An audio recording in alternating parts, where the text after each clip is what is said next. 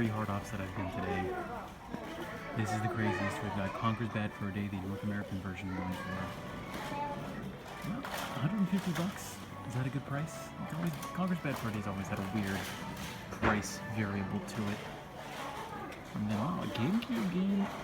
That's a Gamecube game, right? Yeah, it's a Hikaru no something. 3. It's a Go game. This is a neat little showcase here. We've got, they've even got Battletoads for $80, and then Crisis Force for $100. Crisis Force is not a $100 game. It's a really good game, but it's not a game that you should be paying $100 for. So we have a cool little showcase here. We've got, wow, they even got a really beat up copy of Resident Evil 2 for like 80 bucks. No thank you. So this place has a lot of selection to it. In fact, if you look at, they have so many games that they've had to spread them out. Like they've got Baten Kaitos 2. It's going for 30 bucks. That's actually a pretty good price. It's a fairly rare game now for the GameCube. Also, they even put Finding Nemo in the showcase. Sometimes I think they just put things in the showcase just to have things in the showcase. Although some of these deserve it. Super Mario Sunshine, it's a good game. It's not rare, but it's good. Double Dragon 3, however, is not a good game and should not be in a showcase anywhere. Just saying. Well, oh, Japanese Doom. It's going for 250 bucks. Oh, I didn't even say my opening lines. I'm your man in Japan, Jay Contra, and I'm here in Nagamine in eastern Kumamoto City. And I'm just looking around trying to find some games. And I think we found some. Like, wow, you know, considering the prices they've had, all the exorbitant prices, 30 bucks for Turtles in Time is pretty good. And then you've got the SNES version of Tenchio Kudao going for, I can't tell. So what kills me on a lot of this stuff is that they line up stuff, like look at all those GameCube games over there, those Mario games. How am I supposed to know how much those cost? Like, am I supposed to care enough to want to open that up? No? Holy shit, look at that. Dear Lord, that is Advance Wars 2 Black Hole Rising, complete in box for $30? I'm gonna have to look that up. That's interesting to me. Because the weird thing about Advance Wars in Japan is that it only came out as a combo game. You got Advance Wars 1 and 2 together in the same box, and I think that goes for about $30. But that is super interesting. I'm gonna look into that. I might pick that up just for fun. Then we've got, oh, so this is the Universal Studios game. I think America got its own, you know, like Orlando version, and Japan got its own Osaka version for the Universal Studios Japan, which used to have a Back to the Future ride, which unfortunately they got rid of to replace it with, I think, a Spider-Man game. But, oh well. Then we got Luigi's Mansion going for 25 bucks. Homeland, which is an interesting Phantasy Star Online-ish RPG that I think you can play online. There's a game called Pool Edge over there. I don't quite know what that is. And then here's a couple of copies of Majora's Mask. And they're both $20. And there's Link's Awakening for the Game Boy Color going for $3. What am I looking at? Oh yeah, and then this is you know, we saw that they had Conker's Bad Fur Day, and now they've got a official clear GameCube controller included with this silver GameCube. I've never seen this box set before. I actually have this box set, but just with this one silver controller. I've never seen it with the second clear one. That's crazy. I've never seen that before. And to move on, here's some loose GameCubes. Going for 40 bucks a pop. That's average in the silver. The poor silver GameCube. Nobody wants a silver GameCube. I'm assuming that's why it's like $35. Because we come over here, they have a lot of boxed GameCubes for 40 bucks each, and they're all the silver one. It's silvers all the way down. Look at that. Oh Lord. And then, oh wow, 80 bucks? 80 bucks for complete PlayStation 2 Slims. That's actually pretty good. Oh, and then a boxed, oh, I love, this is an amazing this is an amazing stick for your Sega Saturn. I think the Hori is pretty much the only competition to this one.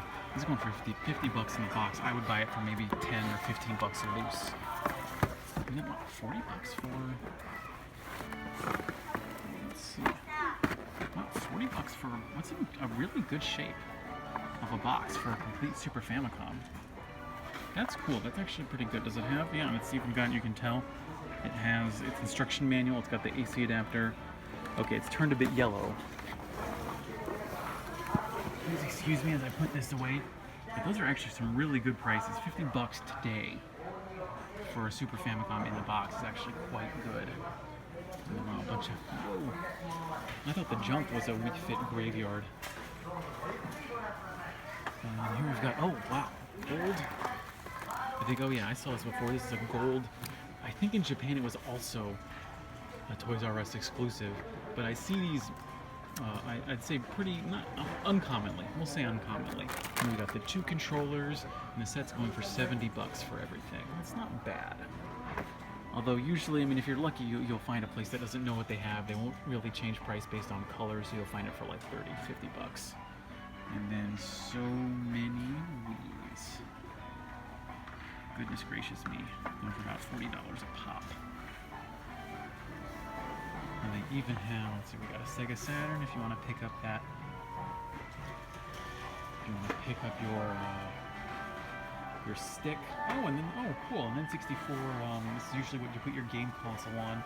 And it's got a little drawer here that you can put your games in. That's going for 15 bucks. Oh, and then I did not notice the CD, the disc showcase. They have anything cool. Football Frenzy, Afterburner 2, going for about 20 bucks each. A couple train games, Densho de Go, love it. I love the special, you can get special train controllers that are kind of mimic what you would get inside the cabin. Oh, and then a Rambo 3. Alright, alright. Let's see, Hunter, nothing, there's nothing here, unfortunately, that's like, I need you to buy me right now. That's probably good. Probably gonna save a few bucks that way. Oh, in the Game Gear version of Gunstar Heroes, I hope you can see that on the right. It's going for about 30 bucks, 35 bucks, I guess. And we got even some NSX games. What is it? Zerny, Breakout, and then some weird, I can't tell. Interesting. Oh, and then here we even have a Model 1 Mega Drive for about 100 bucks. Oh wow, Dogon Punch, the Resurrection. Neat. Going for 35 bucks, that's a bit expensive. I think I've seen this for like 25 other places.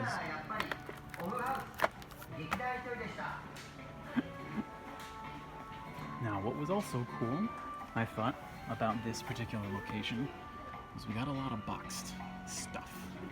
It seems to be interesting.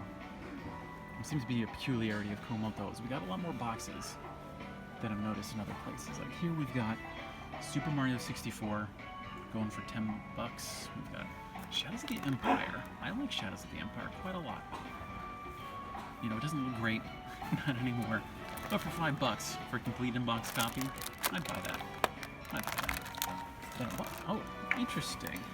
Donkey Kong Country 3 for $5. It's got these stickers. Maybe for some people it would take away value, but I love those stickers because you can tell this used to be a $65 game, and that was when it was like on sale. Although, oh, maybe the $5 is because you can kind of see on the right third it says the manual has seen better days. If you want to sum it up. And yeah, well, I guess we're seeing a lot of boxes, but no manual in this one. And you want to be very careful. Make sure, you know, pay attention not only to the, oh, where did I even put the other one? Pay attention not only, you know, if stickers bother you, but make sure you see the stickers that Hard Off itself has put on. And hopefully you can read a little, as long as you read a little bit of kanji. Like here's the kanji for, you know, that's for like instruction manual. Yeah, the instruction manual, this is like the condition is bad. And here we go. Let's see. Oh, and then apparently the battery on this copy of Pokemon Sapphire is running low, so it's going to be very hard to save it. Oh wow, and you could have. Here's Final Fantasy VI complete, and then it's got that sticker on it because I'm just interested in the sticker here. You can see they used to sell it originally at another store for almost $110, and then they lowered the price because it didn't sell, because who's going to spend $110 on Final Fantasy VI?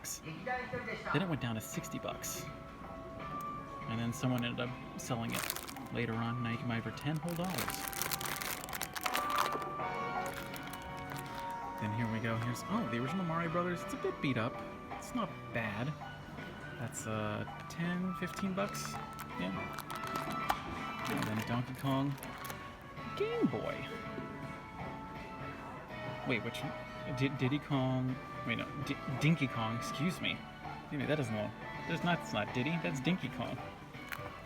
So it's going for $10. And then we see another Oracle of Ages. I've been seeing these. I don't know, maybe I've just been paying more attention, but there's $16 for Oracle of Ages. And we've got a good look at some of the games, so let's head back to the junk section, because this is a very curious junk section, and maybe you will indulge me for a few moments, because I've realized that I haven't had time for games, so instead I've just kind of been looking at electronics.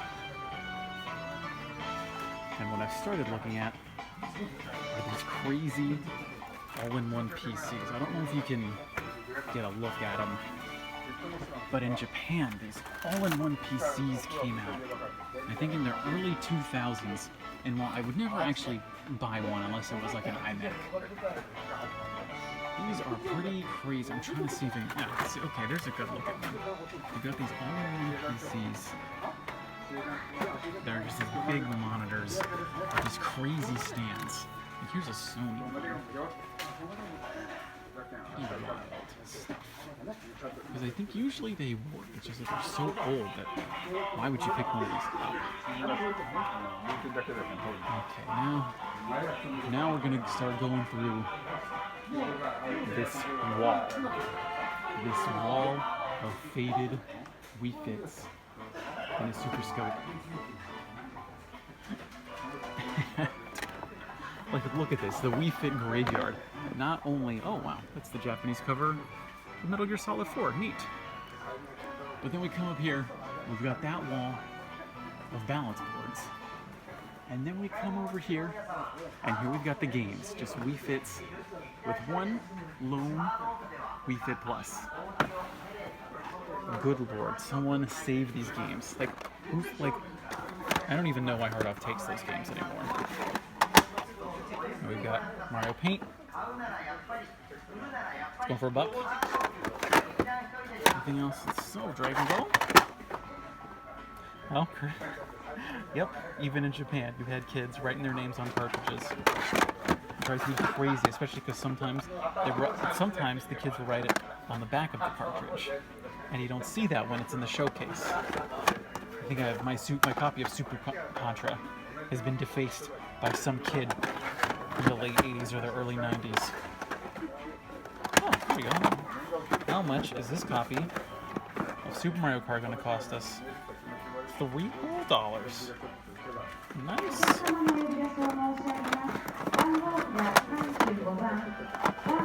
What are we looking for? I'm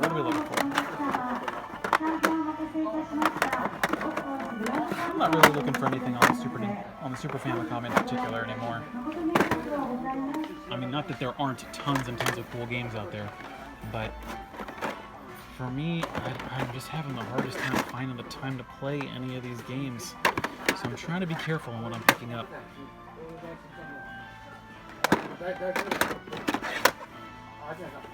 And the junk, the junk.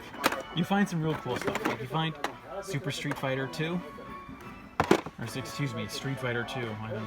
I often just give Super to the prefix of any game on the Super Famicom, and then it's either random games or sports games, which is real unfortunate. But I mean, that's also the junk section. This is all the stuff that they don't think is going to sell. They probably give people, once again, pulling the Dragon Ball.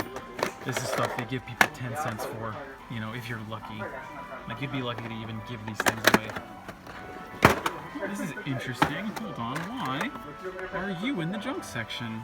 Oh yeah, it's because the battery died, and so you can't save on it. But this is it's a real easy fix. The only problem with trying to fix out the batteries in Game Boy games is maybe you can see it. Oh yeah, see, a lot of this is, this is the Game Boy camera. This is going for $5. But you can see there's the save battery that's on the inside. And the problem is that the save battery is actually, it's actually soldered. Both of the contacts are soldered. Are they? They're either soldered or you have to pry them off, and that can be quite difficult. And keeping the battery on is also difficult because it's a tabbed battery. So either you have to resolder or you have to tape it, which is what I tend to do, because those tabbed batteries, like normal watch batteries, because they're like CR2032s or something. I know these, yeah, hold on, yeah, there we go. See, this one is a bit smaller, but I know this is a Game Boy Color game, so the battery's smaller. But for original Game Boy stuff, it should be like a 2032. I always double check, because I think we can change depending on the game. So what you gotta do is you gotta make sure you get the right battery, and the tabbed versions can be like 10 times as expensive, especially if you're buying it off Amazon. I know you can find a lot of these on Amazon, although you might be better served going to some kind of bulk distributor, just an electronics distributor, not someone who's kind of trying to like sell themselves as a retro repair store, because they'll probably jack up the price on those batteries. Actually, no, and I'm not sure how much time I have left, so we're gonna end it on this. Wow, I've never seen this before. They've just sealed together all these Final Fantasy games. Here we've got Final Fantasy VIII. I'm assuming it's all the discs. I'm hoping it's all the discs. And then here's Final Fantasy VII. Hopefully it's all the discs, even though it's for $3 if you can't bother to have the cases, which maybe you don't have the space for it. And so I'm gonna end it here on the Cockpit Big Shock for the PlayStation. That's been it for me. This has been the Nagamine location of Hard Off here in Kumamoto City in Kyushu. I've been your man in Japan, Jay Contra, saying thanks for watching. See you next time, and mahalo.